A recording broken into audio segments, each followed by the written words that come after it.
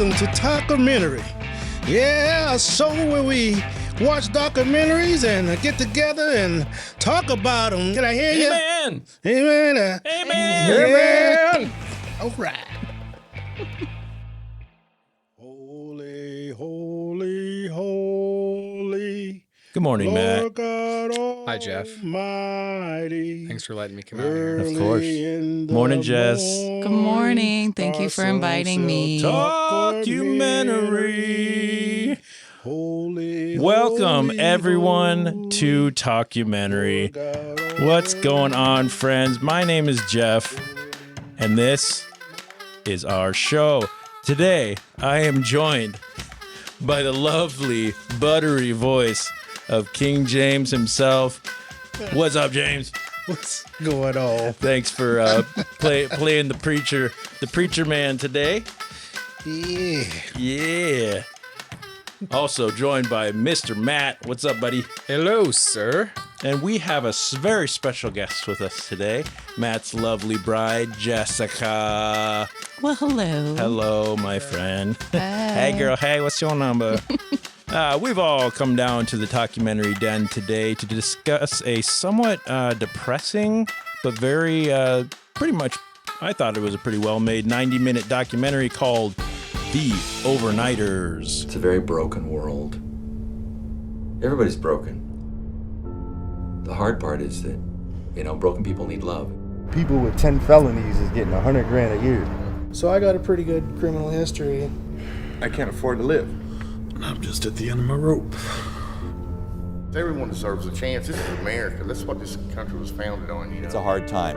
We've had people sleeping in our parking lot. They're waiting to come in the building. And we're a church. This is a place where sinners should come. How long do we intend to support them here is my question. Because they rape, pillage, and burn, and then they leave. This was a 2014 documentary that depicts the lives of people chasing the dream of high salaries in the North Dakota oil boom, only to discover that affordable housing is almost impossible to find. The doc focuses on the efforts of Pastor Jay Reinke? Reinke? I don't remember how. I think I said Ranky. Reinke? Ranky. Reinke. Okay.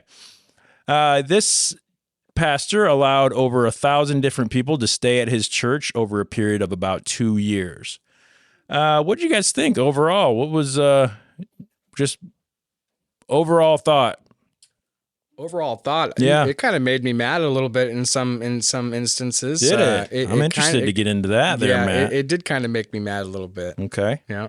Yeah, Jess, we were watching this. You told me earlier you weren't real stoked on this one. No, I wasn't. So when I watched the trailer, I'm from all over, but small town specific, and I saw very beginning how exactly this was going to go. Like small town does not welcome strangers generally.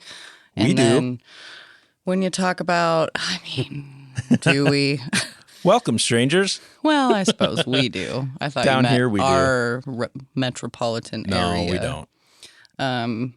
But yeah, there was some turns I was not expecting and some things I did not foresee. And some of them, like Matt, kind of upset me a bit. But Yeah. Yeah. We'll get into that. James, overall thoughts? Well, when I first started, I was thinking. When I first saw it, I was thinking that it was going to be like this about a bunch of homeless people live with one man, but it turned out to be a little bit better than that. And I'm kind of interested in the guy. Yeah. The preacher guy. How he saw things. He's an interesting character. He is. Yep. So the Overnighters won a few awards, including the U.S. Documentary Special Jury Award for Achievement for Intuitive Filmmaking at the Sundance Film Festival in 2014. It won Miami's Night Documentary Award at the Miami International Film Festival in 2014. It also won Full Frame Inspiration Award at the Full Frame Documentary Film Festival and Best Documentary Feature at the Crested Butte Film Festival in 2014. The documentary was written and directed by Jesse Moss, produced by Jesse Moss and Amanda McBain. This film was a Mile End Films, Aldila Films, and Impact Partners production, distributed by Draft House Films, streamed on Tubi And we will have all that information in the show notes as usual. Let's get into it. A quick warning before we get into the episode. If you haven't watched The Overnighters yet and you would like to, please do. This is your one and only spoiler alert, so go watch it and come back and then join us. Are you gone? Good. All right, we're back. First, let's talk about why we chose to watch The Overnighters this week. I played dealer for this, and I thought this film looked like a heartfelt, possibly kind of heavy look into a small part of American life that maybe some people just don't get to see. And I think for the most part, that was what we saw. I think there was a kind of a view into maybe small town America that maybe some of us larger city folk don't maybe know about so much. The homelessness, the altruism of the one man and putting one man's faith to the test was an interesting concept to me based on just the trailer. So that's why I chose it, why I thought it looked interesting. Had anybody here seen this before we did it for our show? No. I have not. Never even heard of it. Nope, me neither. Predictions. James, when we said we're watching Overnighters this week, what were some of your predictions? What did you think? I was thinking that it was just about, like I said, before, a bunch of homeless people just running to make money. That's why I didn't even think about the whole thing, but that's what I got out of it from the beginning. Yeah. Matt, Jess? Yeah, my predictions were, watching the trailer, I thought it'd be more involved with the oil fields and in the northern plains. And, after seeing it now, it's not really what it was. Not really. Did not focus on that. Not at all. Not at all. Jess, same kind of thoughts? I mean, yeah, kind of. I expected a lot of, the locals not liking what was happening. Mm-hmm. That's what I foresaw. Yeah, and we did see some of that. Yeah, that's for sure. Yeah, in the trailer they did show quite a few shots of like the oil field and people working on there. Really wasn't much of that. There was just some B-roll footage, showing some of the guys working, but it was not a major part of what was going on. Well, they weren't really the ones that made the story. No, honestly. Well, not only that, but I mean, they were painting the premise of them going up there was for the oil field jobs. Yep. Yeah, and they didn't touch on that much. They really didn't go into much of the work side of this at all. Not at all. Well, a little at the end, I guess. Like if you're older, you're probably not going to stand a chance. Was kind of what they. Yeah, that's true. Yep, and that was kind of a heartbreaking realization for some of those guys too. We'll get into some of our favorite or least favorite details about Overnighters, but here's a quick synopsis of what went down. This documentary closely followed the tale of Pastor Jay Ranke. The Overnighters is a story of struggle. At the beginning, the documentary shows the struggle of the working men and women who made their way to the small town of Williston, North Dakota. Because of the tales that they were being told about high wages for work out on the oil fields.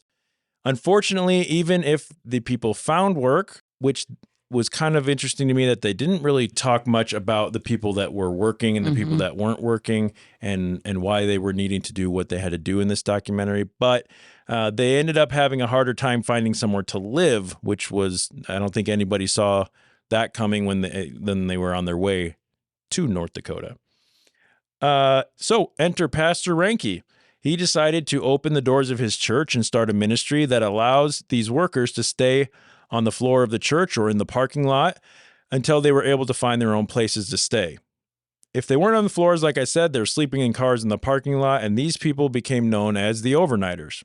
If the story of struggle followed the Overnighters at first, it quickly began to become clear that Pastor Ranke's struggle was just as prevalent in this story, which I would argue was the actual story here. Oh, absolutely. Was his struggle more than the oil field workers. Yeah, he never alluded to what his struggles were, but he made some comments about being broken and how the Overnighters were broken and that was definitely tied into the Well, I think he was story. referring to his sins, like his general sin. Yeah. When he was talking about that. He wanted to be what a Christian should be. Exactly. Was his purpose, you know, and anyway. Yeah. Yep. I think he was sincere in his heart that he really wanted to try to make that change. I agree with that. Yeah, no matter what, he just fought all the way. Yeah, and I've definitely got some things to say about his mission and the way that he did it. I do have some respect for the man because despite what people were telling him, he was doing what he felt was right, whether that was because he felt that God was calling him to do that, or whether it was because he just felt that as a good human being, that's the right thing to do. He wasn't letting anyone tell him otherwise unless he was, breaking laws, which even then he pushed the boundaries in a few different. He did. Well, and like he said, he has floor space. Like they have nowhere to sleep and I have a floor. Yeah. Like that's just the right thing to do. Yep. I would agree with that. So family stress, pressure from the community, and certain laws made to limit the use of RVs in parking lots. The local newspaper digging up dirt on some of the overnighters, and Ranke's decision to house registered sex offenders in his own home are only a few of the things that this well-meaning pastor had to contend with. Eventually, Ranke is forced to end the overnighters ministry in his church and ultimately decides to resign. And kind of toward the end, as sort of an added insult to injury, it's revealed that the pastor had been engaging in homosexual relations outside of his marriage, which ultimately led to the collapse of his family, or so we are led to believe. In the final few scenes, sort of a full tie together or come full circle, Ranke is shown putting a box in his car and looking toward the oil fields for work, just like so many of the overnighters that he helped had been forced to do before him. Matt, you had some standout moments in this. Let's just get into some of the details that stood out to you first, buddy. Yeah, the standout moments for me were, when Pastor Ranke was going around, advocating for the overnighters, he approached a house where, they were obviously not approving of the group. Well, they were calling them trash and judging all the overnighters that came up there to try to provide for their families and themselves. Right. And really, the standout moment on that was, as Pastor Ranke was walking away, he was also judging the homeowner, saying how he was missing all of his teeth, living with his mom, and that hypocrisy makes me angry. I hate hypocrisy. Yeah. Is that how you kind of like saw that the pastor was being hypocritical? He was being hypocritical, and so? and that's the one thing about people that I hate hypocrisy. How was he being hypocritical? I mean, make me understand, because I don't. Well, so the homeowners were saying those people were trash. Those overnighters were trash. Well, that homeowner is judging those people. He don't know every single one of them. So as pastor was walking away, he was making his own judgments about the homeowner, saying his teeth were missing and he's living with his mom, and that's just daughter. You can't call yourself a Christian and be judgmental. Right. Yes, you call it a sin, you can call it whatever you want, but if you really want to truly be a good human being, don't pass judgment on others. Exactly. I'll get your point now, because where I'm from is like, it's kind of like where I'm from, where I'm from. When he said what he said was like, it's like, how dare you talk about somebody else when you're there's no good. I mean, you're not in a good spot yourself. Before you talk about your brother, pull the mote out of your own eyes first. That's kind of what he should have said. But he did make a judgment call that he shouldn't have made. Being a pastor. To me, it was kind of like right or wrong, so when he walked away, he said into the microphone something along the lines of, here's a guy who just called the overnighters trash. Now, I'm not one to judge someone by their appearances, but a guy with no teeth who is living with his daughter calling other people who have needs trash. Now, I kind of took it the same way James did a little bit, where it's more like him just commenting, like, look, you're talking about people you don't know, but I get where you're coming from too, because he's also saying the same thing about him. He's saying things that he doesn't need to say necessarily. You could just totally shrug it off and say, hey, that person just doesn't support this. I just feel like there's got to, and I'm not advocating for anybody here, but there's got to be some frustration. I mean, this guy's going around door to door trying to just let people know what's going on, and he's a human too. So, I mean, kind of like he was inviting them to a mixer. He wasn't like, "Hey, this is my situation." So first, it wasn't wasn't he? necessarily. And I don't think so. No. I think that he was sugarcoating what was actually happening and what he was actually made aware of, and he didn't make people aware of that. So, like, I kind of agree with you, but also not so much. Sure, and that's all right. What stood out to you, Jess? What was, There's a few that what y'all just talked about that definitely stood out for both reasons. Yeah. Honestly, I found it interesting. While stories of how people got to their situation is very important, and everybody has their own story, and you clearly, we just talked about, you don't pass judgment amongst others. But if you're going to do something, the level that he did, especially being a man in the community and a man of faith, you would think he would be open about that situation. And he wasn't. And if he was, the outcome may have been different. And that's kind of what makes me mad, because as a mother and a, community member in a small town, if my church is bringing registered sex offenders in, I want to know why. Like, maybe their story is, like Keith we talked about, or we probably will, whatever. Yeah. He got his conviction as a 18-year-old dating a 16-year-old. Right. That's very different. Yeah. They're very different tiers and all of that stuff. Sure. And, maybe explaining your vetting process for the people you have around could have made a different outcome. Yeah. Could have. Maybe not. But I mean, maybe not. It's a small town. At least you're being above board, and you're being, you're not hiding anything that way. The point was to this comes straightforward. Tell all that you can about yourself, and just let it fall where it falls. Tell the truth, and let that set you free. Yeah, that's right. For me, I think the standout moment, and I'm kind of enjoying the fact that you guys had a little bit of a different opinion of Pastor Renke than I did upon first watch, because then we get to have discussions and it's hopefully better for people to listen to.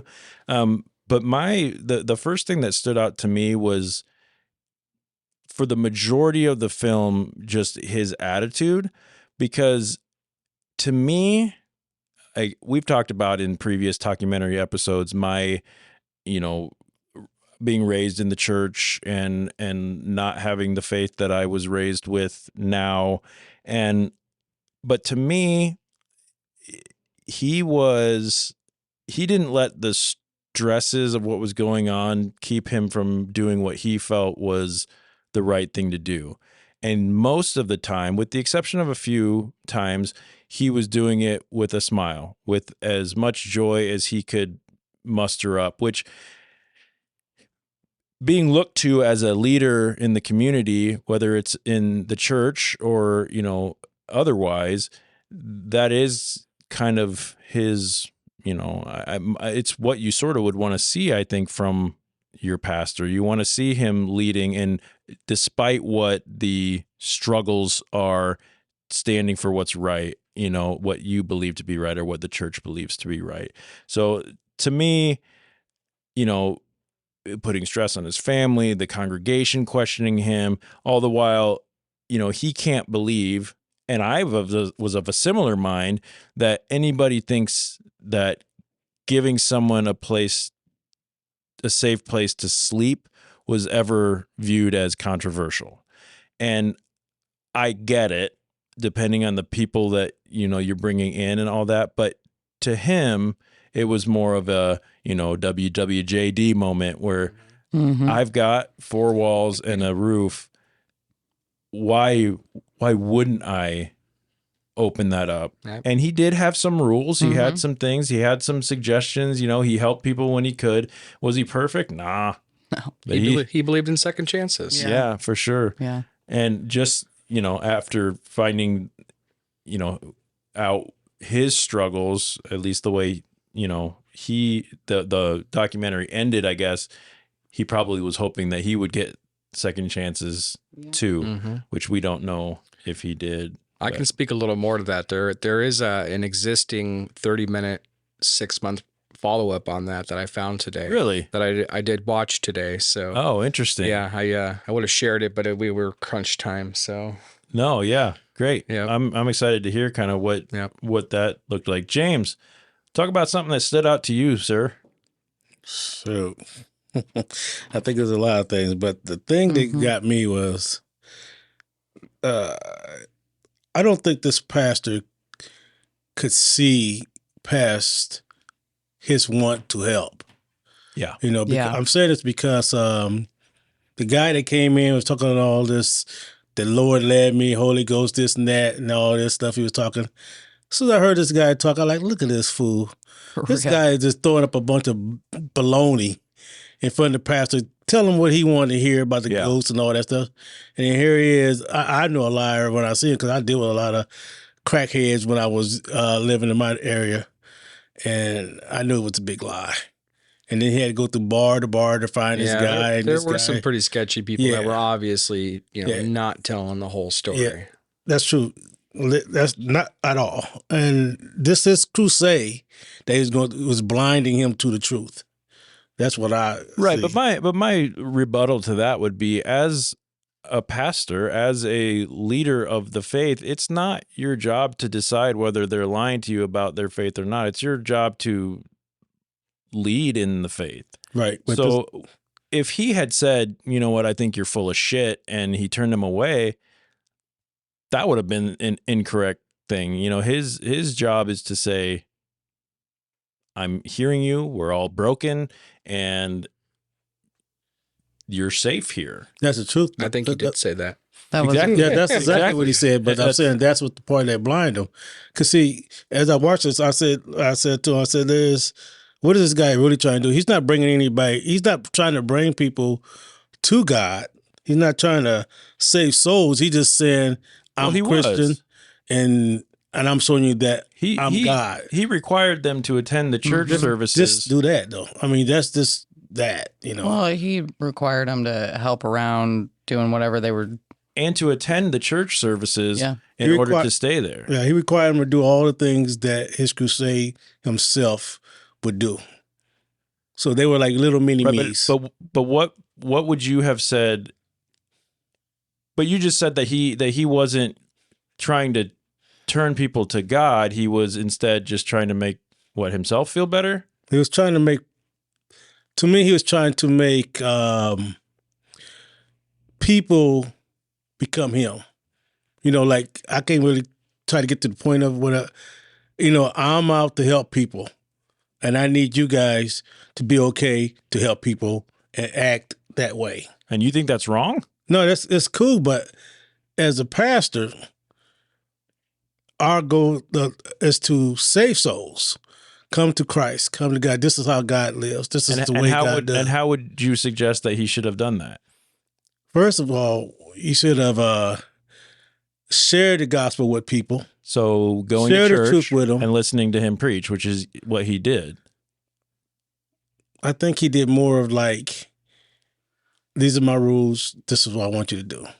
If you guys do this, you'll be okay.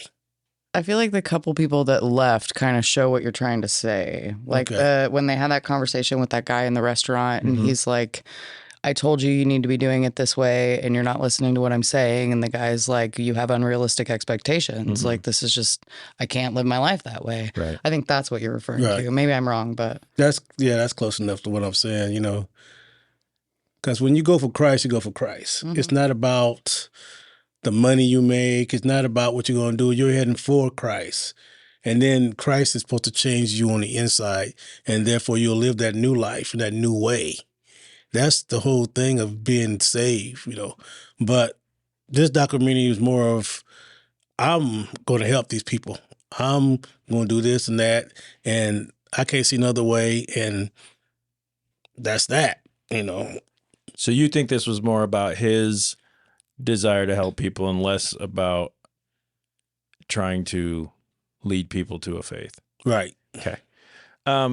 is Pastor Ranke living in a fantasy world during this? Is he playing the role of savior and trying too hard to help too many people?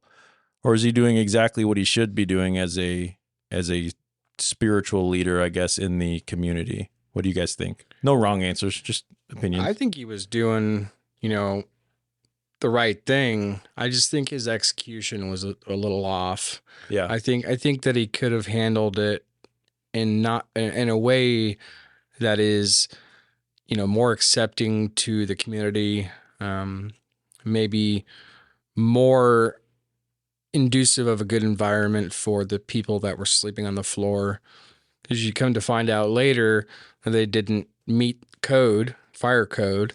Yeah. And so there were, what he was trying to do was just what didn't seem executed well. Yeah. And set it up for failure. And I could definitely see, like, through some of the conversations he had with whether it was his church congregation or at the city hall and things, where he was sort of he was getting out of it what the information he wanted to get, which I think is probably pretty typical. And what I mean by that is I think he mentioned early on, like, about the fire marshal, where one of the guys verbally told me it should be fine. So that's what he was going off of as law. But until, that fire chief got, in front of the city council and they said, you need to do an actual check and not just, what do you think? Then that's when it went against the pastor and what he was trying to do. I'm of a mind that, and I've had several conversations about this over the years, and if you are claiming to be a Christian and to believe that the God of the universe has created you for one reason, and that's to help save the souls of others and to eventually make your way to the promised land. Right. So why, if that's truly your belief, without a doubt, that's truly your belief, why would anything ever get in the way in the short amount of years that we have here? Why would that ever get in your way of just balls to the wall proselytizing, and doing everything you can to show the love of Christ, right? Which, in my opinion, this guy showed. Now, yeah, we see some of the things where maybe he didn't do it perfectly, but again, he's human. And this guy was doing everything he could to provide something that he believed was Christ-like to people at the detriment of his family and of the community. But the community, I mean, James, you correct me on my biblical knowledge, but Jesus didn't give a shit what the Pharisees said, what the Sadducees said, and what the community said. What he was, let the children come. Mm-hmm. Bring your broken, bring your, love thy neighbor. Bring the blind, love and the thy deaf, neighbor, and the poor, and the right. But Jesus did give a care what they said, because otherwise he wouldn't bring out the wrongdoings. If he didn't care nothing, then he would just simply spread the word and say, okay, this is this. But he cared enough to correct and have the correct amount of what it is to be saved. Let me show you this. Let me show you this. Don't be like the heathens. Don't be like these Pharisees, how they preach this and preach that on the outside. But I think on the inside is different. But I think what my point is just Pastor Ranke saying, despite the comfort it gives to the neighbors, I need to do what I believe is Christ-like, whether or not we in this room believe that he did it well or not. Mm. I think that's what his intentions were. Right. I agree with that, because like I said, what he done, he really believed in it. Right. So I do agree with that, Yeah. I mean, if more Christians behaved like him, there would be a lot less homeless people. That's for sure. It would. Yeah. Be. A lot less judgment and a lot more love. Right. Yep. Right. Mm-hmm. I agree with that. That's one Christ thing he did. Like you said, he did do that. Yeah. He didn't not judgmental on anything. He did have little moments but like you said earlier, we're all humans. Yeah. Mm-hmm. So to answer your question, Yeah. though, Jeff, it's fear. The congregation's just afraid. for sure. They're afraid of what they don't know and Yep. what they don't understand. Yep. And they're not, I mean, you're not talking about God-fearing people coming to stay at their church. Right. And that's exactly what it is. It's their church, and it's people who don't necessarily believe in God or are new or coming back to the faith because they are broken. Right. And it's fear, Yeah. unfortunately. And I can't say, I mean, I agree. I put myself in the shoes and I say, you know, if you knew that you had unknown people staying, you know, in your place, yeah, this is a place that I take my children and all that. I get the fear, but on the other side, You're a Christian. Be a right. Christian. Yeah. And if you're at, you know that this is a house of the Lord, and if that's what you believe, then in my opinion, that's the I don't know, that's kind of, it should be expected. I've always had an issue with churches looking down on certain people coming through the doors, no matter what your story is. I loved that. I want to just jump in. I loved that he said, you know, this is supposed to be a place that the broken and the damned and the condemned can come for forgiveness and for safety and all of that. And you're not letting these people do that. Right. That was, I thought, a powerful moment. Yeah, I thought that was cool too. Yeah. Agreed. So to bring it away from that just a little bit, why were people still coming to this town? Because the word got out what seemed like, of course, I didn't research how long these things took and all that, but it seemed like the word definitely got out that come to North Dakota for money and there's plenty of jobs out here and there's all that. But so is the word not getting out that people have nowhere to live? Well, that they're not, you know, that's the piece that I don't understand. There's still busloads of people showing up. How? Why? Because the media didn't tell them. The media only told them enough to cause problems. And then they stopped. They didn't say anything else. And honestly, the media is part of why this whole thing fell apart. It's true. I mean, I've even before this years ago, I've seen articles and, you know, seen on, you know, TV broadcasts that the North Dakota oil fields where it was the new golden rush or gold rush. And but it really, there was no housing and yeah, it was. Yeah. I can honestly say, sorry, Jeff. No, go. I can honestly say, well, that's nothing that stood out, even though it said about the high cost of housing. And I think that is an uprising thing to this day. You know, I mean, to get an apartment building with this one bedroom, you're looking at like $900. 2 bedrooms, you're looking like $1,200, $1,500. Yep. And people can't afford that. You know, you're just about putting people out on the streets and stuff like that. Right. And I could see that happening. And I understand these people, and I actually feel these people when they say, hey, we all got a place to go. We can't afford this. We losing our homes. Because you guys, you know, not you guys, but, you know, I mean, whoever's owning all the homes and stuff, so raising prices too high. So, yeah. Well, and I like to, even one guy is like, I'm not homeless. I have a home. It's in Kentucky. I'm here to make a better life for my family because the media told me this is where I need to go. Right. But nobody bothered to say, it's a disaster, don't come. Yeah, here I am sleeping on a floor of a church. Yeah. And, you know, trying to do what's best. You know, I can definitely feel the struggle in that. I mean, guys left their entire family at home. You know, it's not just Pastor Ranke whose family was on the rocks because of this whole thing. Right.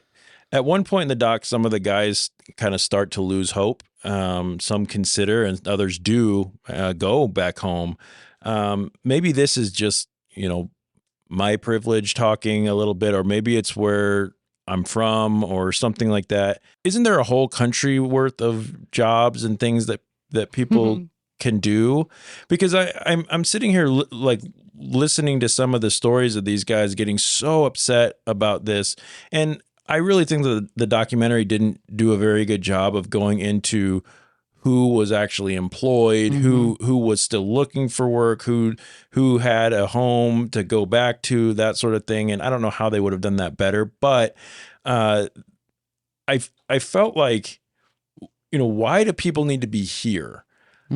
I can tell you right now, if I decided right now or in any part of my life to go somewhere like this and to chase the gold rush, so to speak, as soon as I found that I was either going to have a hard time or wasn't able to find it, or I was sleeping on the floor of a church, or, you know, the community didn't want me there, all that. I'm sorry, but I'd be moving on, especially if I couldn't find work. Right. Okay, there's nothing that would keep me from getting back on that bus and going, peace, I'm going back to Omaha or wherever else, or chasing the next thing or something. Going to go work at a factory for a while or something. I'm not going to stay here and sleep on this floor. I'm going to go somewhere that I can be. It's not like we're in the Great Depression or the actual gold rush or the Oregon Trail or something where I spent my life savings and I, you know, wore my horses out and my wagons are broken down and I have no choice. You got dysentery? Yeah. I died of dysentery. Or, you know, it's either I stay here and make it work or I die. That's not the world that these people are in, unless I'm mistaken, unless I'm missing something, which I'd be interested to hear your guys' take. What's keeping them here? I completely agree with you. It's not a secret. I left a job making decent money because I was unhappy. Yeah. And I had a good bed. So right. if I'm in North Dakota and I find myself sleeping on a church cot or in my car in a parking lot or on the floor or whatever, like I'm going to go back home and work at fast food, making whatever an hour, and I'll find something eventually. Like money's not everything, and why they would put themselves in that situation, I personally don't understand. And maybe, like you said, it is privilege.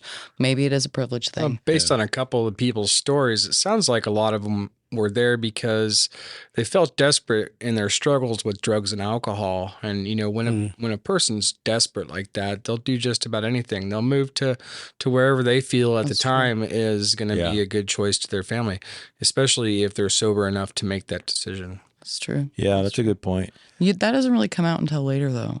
Yeah. Like the beginning, it seems like it's just kind of slow and almost a little boring and kind of mundane and like, okay, you love God, we get it, you know, no offense, James. I get it. But like, then all of a sudden you find out it's a bunch of people that have felonies, they're addicts, they're registered sex offenders. Okay, this is why you have nowhere to go. Right.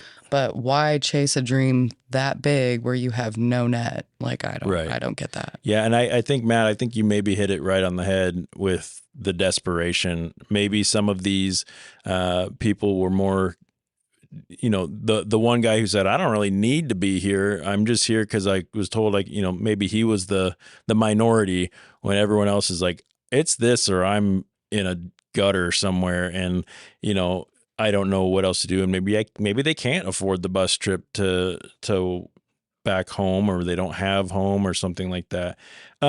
Let's talk just a little bit about what I would consider to be one of the more controversial parts of this doc, or the part that, you know, made me feel the most unsure of, and that was the idea of hiding someone's sex offender registry from the town and the church and putting them up in his own house. Yeah. You know, to me, this felt real sketchy. Yeah. You know, it was calculated for sure. Right. Even if the guy, you know, Keith, his situation was, in my opinion, that's not as egregious of an offense as, you know, some of the more horrific things, but it's still, you know, James, you and I have talked a couple of times, you know, you're still abiding by the laws of the community, and you have a right as a lead, or you have a responsibility as a leader, I think, to kind of uphold some of those things. And you can't just kick someone else out of your house to bring this guy in because you don't want to put him on the streets.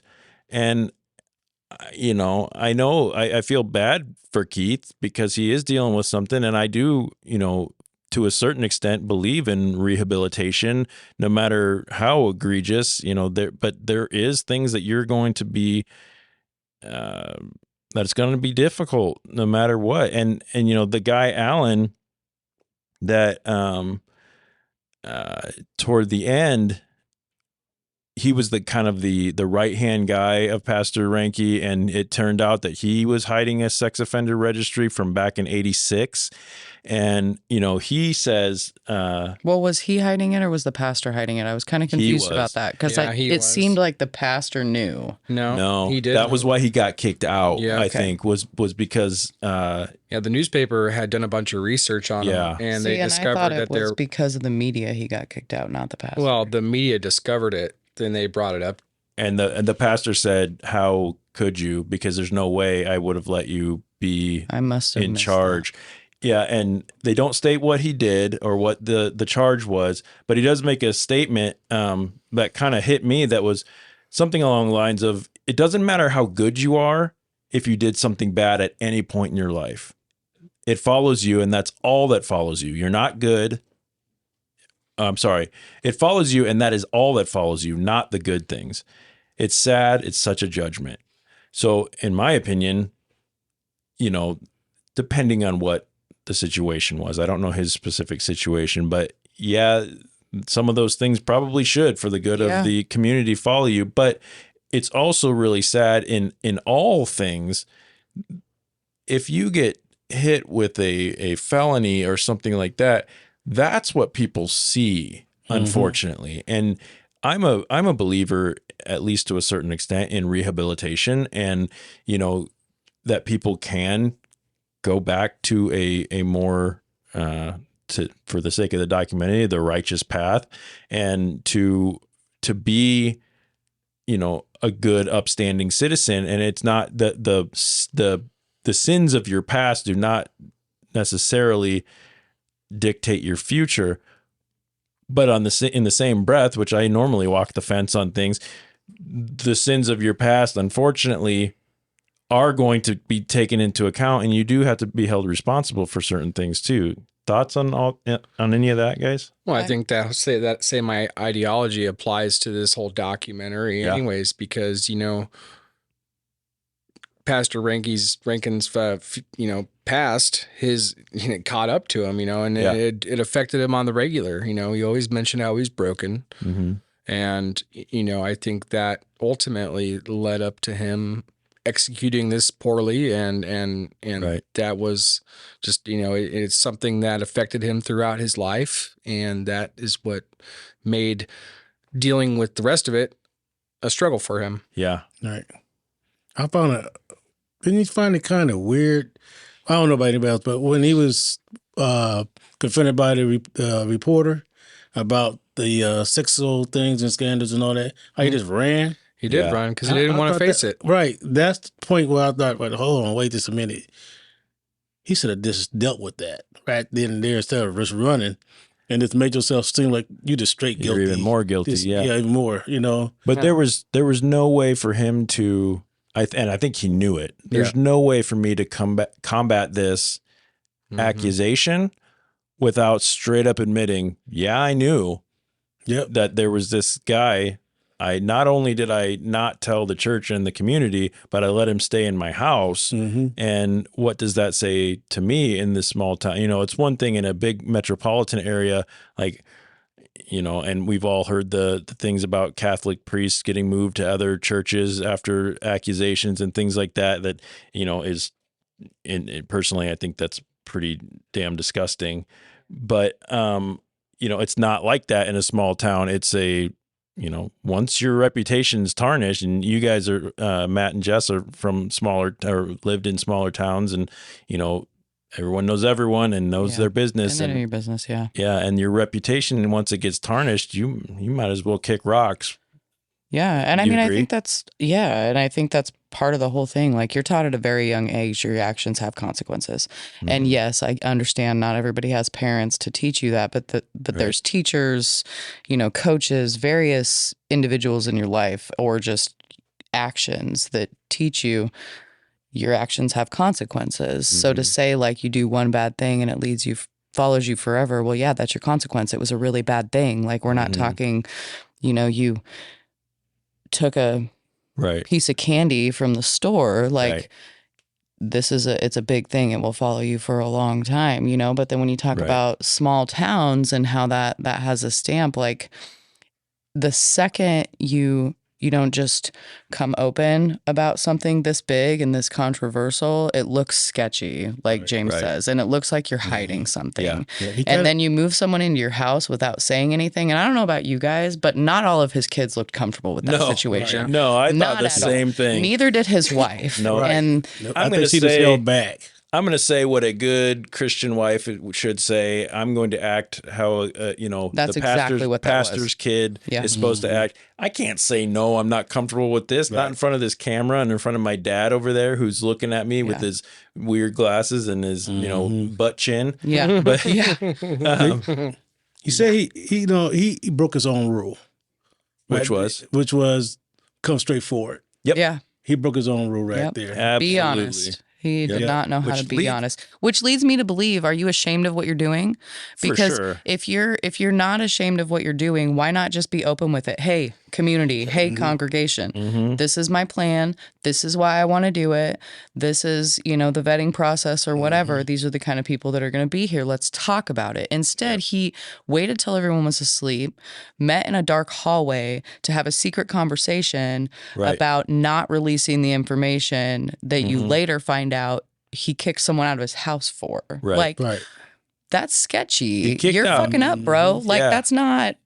He kicked out the guy that eventually was his downfall. Oh, yeah. Too. I mean, the guy went to the media and he exposed the sex offender registry and then all of a sudden things started going downhill. He could have combated that with the reporter by saying, yes, there is one that lives with me, but Jesus forgives everybody. Or something like that. Something like in that manner, then that would have been still talked about, but then they would have something else to think about. Well, maybe that's right. God, that's part of one of the things they talked about in the follow up, the 6 months later follow up that I found is after the show they called in. A lot of viewers had called in to question his motives, his real motives behind the overnighters, and he goes on to explain. His motives were genuine. But that was definitely a thing that people thought of after I'm sure the show came out, is that his motives may have been not so okay. Yeah, go ahead and tell what else did you find out in that little... So it was a half-hour long clip, and you go watch it. It's on PBS. If you go to Google and search the overnighters Jay Rankin follow-up, it'll bring up a 27-minute video, and it basically asks a whole bunch of questions that viewers wanted to know, and it was produced by the same director, and so he talks about how his family was affected, how he was affected, and turns out he is working in an oil field. So he did go that direction. Yeah, he did go that direction, and of course this was 7-8 years ago now. Yeah. But so I don't know what he's doing now, but he did end up going to the oil field.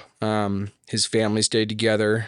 Oh, wow. And I didn't see that. His family stayed together. And his kids, it was troubling for them, and it was hard for them to accept. And he was open about that. And obviously the overnighter program was done. And never opened back up there again.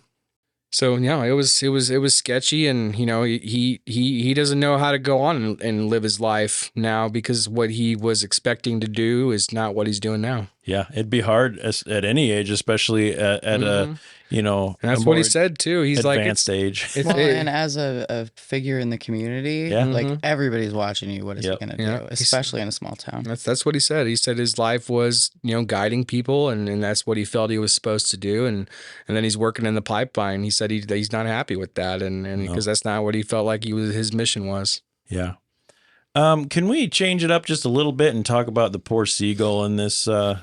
At first I thought it was he just accidentally caught a seagull, but no, it turns out that guy was actually intentionally catching seagulls. That? Exactly. It wasn't a seagull. It was a snow goose, I thought. Sort of a bird. Okay. It was a goose, yeah. At first, look like a seagull, like an albatross. Yeah, something like that. Maybe. Anyway, so I think that pretty well sums up, kind of our feelings on the film.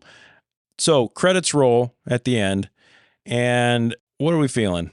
Honestly, I felt bad for him Yeah. because of exactly what you said in the beginning. Like, he had good intentions. It was all coming from a good place, and it blew up in his face. Yeah. And James? that just made me sad. Yeah, I felt the same way. He was for real about what he was attempting, and it just turned backwards on him. Yep. I was disappointed. I was disappointed that, the community didn't give him a chance to right the wrongs. Yeah. And you always rooting for people that are trying to do good for other people. Yeah. Because, you believe that's the mission of people. That should be the mission is to treat people as you want to be treated. Love thy neighbor. Right. Yeah. I completely agree. I mostly felt sad when it ended. There was a kind of a strange undertone of like helping the homeless that was sort of touted through the trailer. I don't know if you guys saw the trailer I saw, but it actually said that profits from the film are going to help the homeless. And at the end, when they had people saying their names, I don't know if you stayed after the credits just a little bit.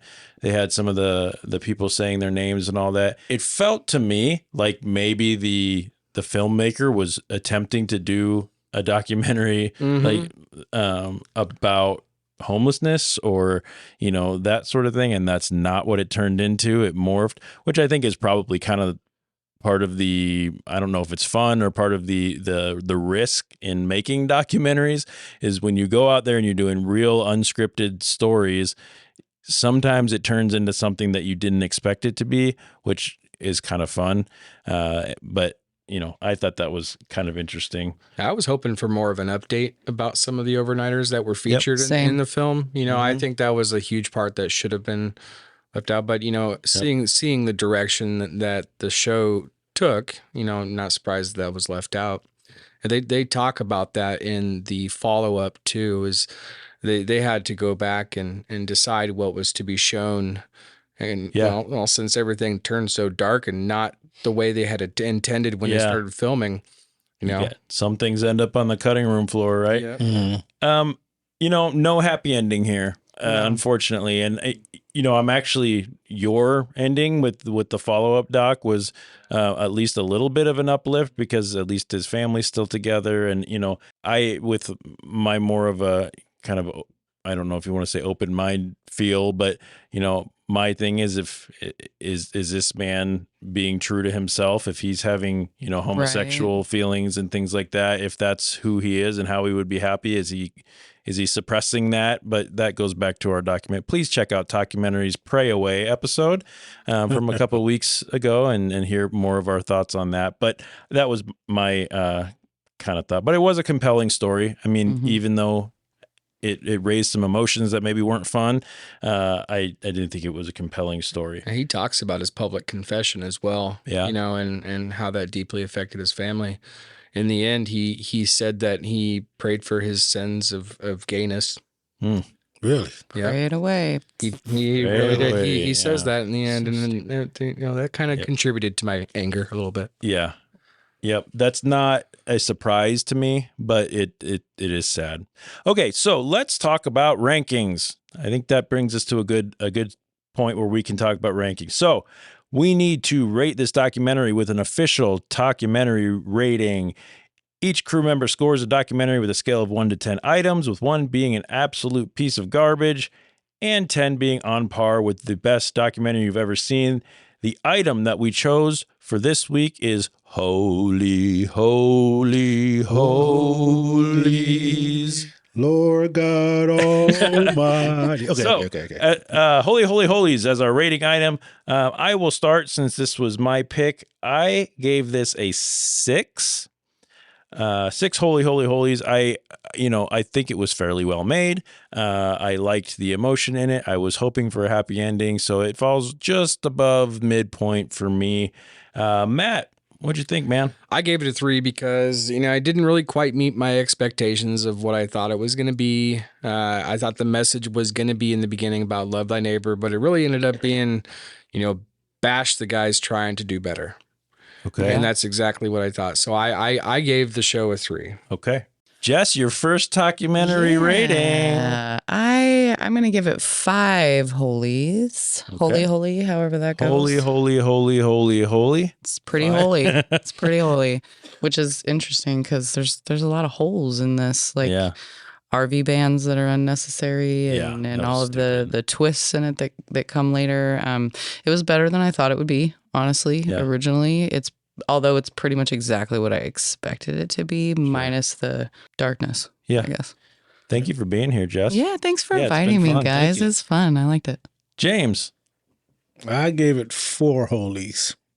You gave it 4 holies. Yep. All right. So after averaging everyone's scores, the official documentary rating for The Overnighters is 4.5 holies. So that's holy. Ho.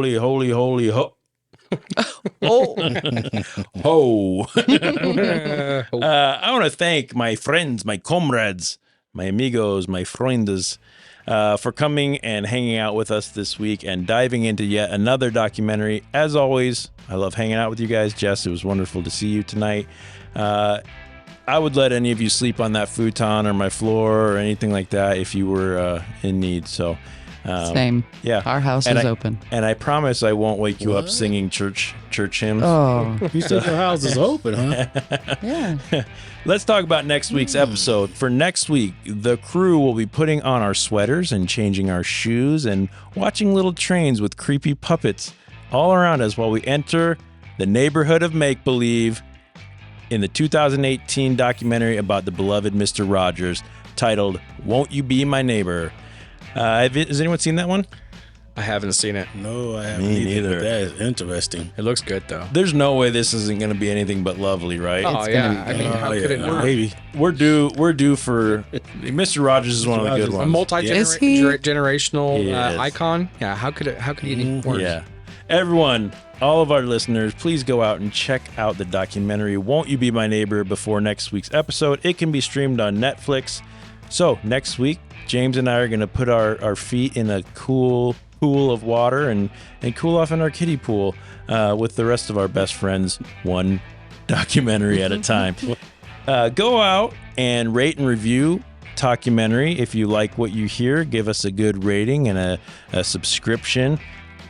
Let us know what you think of our show. You can connect with us on all of the social media stuff. Look up at Talkumentary Podcast, Instagram, Facebook, YouTube, or you can shoot us an email at info.talkumentary@gmail.com. Jess, it's been a pleasure. We hope you come back and join us again.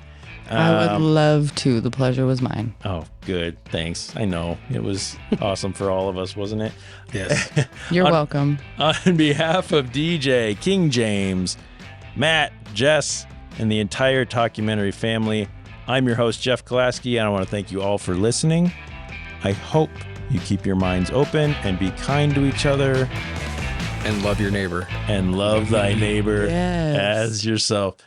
Holy, holy, holy, the Lord God Almighty. Amen. Early in the morning, something.